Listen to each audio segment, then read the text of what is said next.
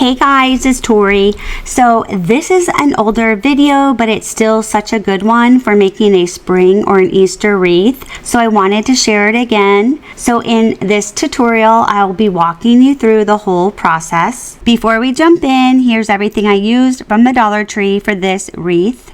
I used a floral garden metal wreath form, about 10 rolls of Deco mesh, 4 ribbons, pipe cleaners, a glue gun and scissors, which I already had on hand, carrot Easter decor, Easter bunny tail pick, and Easter egg picks. So let's get started. The first thing I did was cut each piece of Deco mesh to about 8 inches and sort each color into its own bin. I usually use 7 bundles per section, and with 6 sections total, that comes out to 42 bundles. Once all the mesh was cut and organized, I moved on to the ribbon. I cut those to 8 inches as well and separated them by color. Then I grabbed a handful of Chanel stems or pipe cleaners and I cut them in half. If you're planning to use more than 3 pieces of mesh in a bundle, I'd recommend keeping the pipe cleaners full length. After everything was prepped, I started making the bundles. I rolled one purple mesh tightly,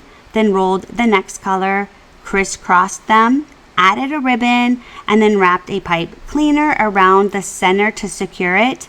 I'll show it again.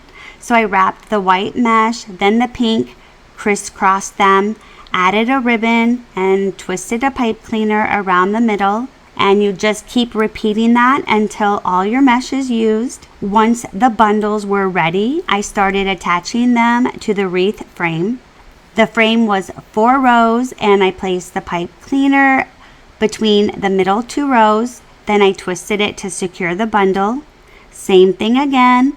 Pipe cleaner between the middle 2 rows, twist to tighten.